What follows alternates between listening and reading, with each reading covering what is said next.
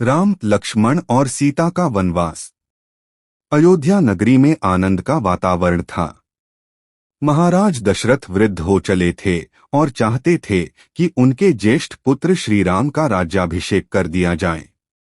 संपूर्ण नगर श्रीराम के गुणों से प्रभावित था और उन्हें राजा के रूप में देखने के लिए उत्सुक था। परंतु जब यह समाचार कैकेयी को ज्ञात हुआ तो उनकी दासी मंथरा ने उनके मन में विष घोल दिया। कैकेयी ने अपने 2 वरों की याद दिलाते हुए दशरथ से राम के लिए 14 वर्षों का वनवास और भरत के लिए अयोध्या का राज्य मांग लिया। महाराज दशरथ के हृदय पर वज्रपात हुआ, किंतु वे वचनबद्ध थे। जब यह समाचार श्रीराम को ज्ञात हुआ तो उन्होंने इसे विधि का विधान मानकर सहजता से स्वीकार कर लिया।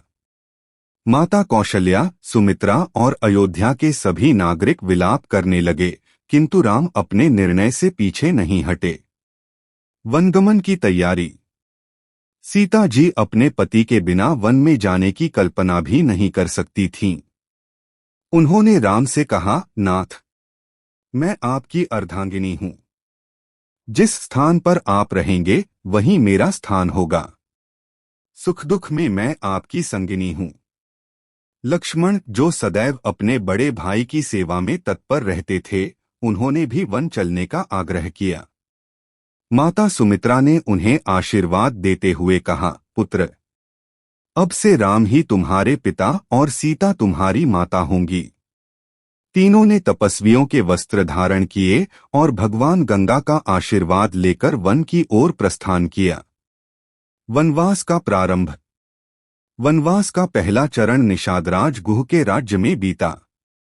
निषादराज गुह ने राम, सीता और लक्ष्मण के लिए आतिथ्य सत्कार किया और उन्हें गंगा पार कराने के लिए नाव की व्यवस्था की। जब राम आगे बढ़ने लगे तो अयोध्या की ओर देखते हुए उन्होंने अपनी जन्मभूमि को प्रणाम किया। आगे बढ़ते हुए वे महर्षि भारद्वाज के आश्रम पहुंचे। महर्षि ने उन्हें चित्त शांति प्रदान की और चित्रकूट में निवास करने की सलाह दी।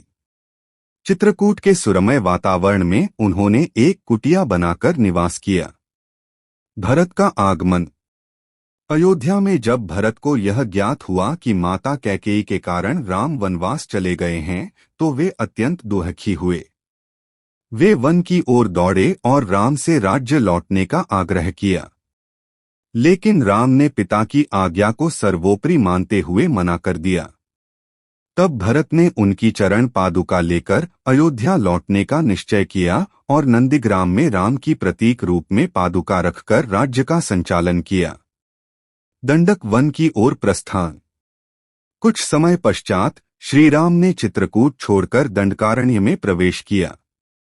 वहां अनेक ऋषिमुनियों से भेंट हुई। उन्होंने राम से राक्षसों के अत्याचारों की शिकायत की। श्रीराम ने उन्हें आश्वासन दिया कि वे धर्म की रक्षा करेंगे। वन में चलते चलते वे अगस्त्य मुनि के आश्रम पहुंचे। मुनि ने राम को दिव्य धनुष, बाण और एक अद्भुत खड्ग प्रदान किया। लक्ष्मण को भी शस्त्र प्रदान किए गए। अब राम और अधिक सामर्थ्यवान हो गए थे। शूर्पणखा का आगमन। एक दिन जब राम, लक्ष्मण और सीता पंचवटी में निवास कर रहे थे, तब लंकापति रावण की बहन शूर्पणखा वहां आई। उसने राम को देखा और मोहित होकर विवाह का प्रस्ताव रखा।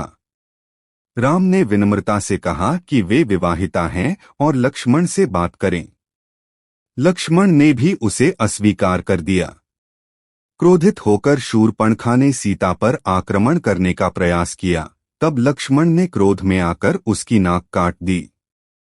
शूर्पणखा घायल अवस्था में लंका पहुंची और अपने भाई रावण से बदला लेने की याचना की। रावण को जब सीता के अप्रतिम सौंदर्य के बारे में पता चला तो उसने उनका अपहरण करने का निश्चय किया। सीता हरण। रावण अपने माया रूप में साधु का वेश धारण कर पंचवटी पहुंचा। सीता को अकेला देखकर उसने भिक्षा मांगी।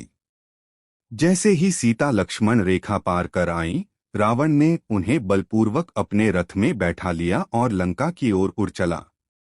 सीता विलाप करने लगीं, किंतु रावण ने उनकी एक न सुनी। मार्ग में वे जब जटायु नामक गिद्धराज से मिले तो जटायु ने सीता की रक्षा के लिए रावण से युद्ध किया, लेकिन रावण ने क्रूरता से उसे घायल कर दिया और वह भूमि पर गिर पड़ा। राम और लक्ष्मण की व्याकुलता।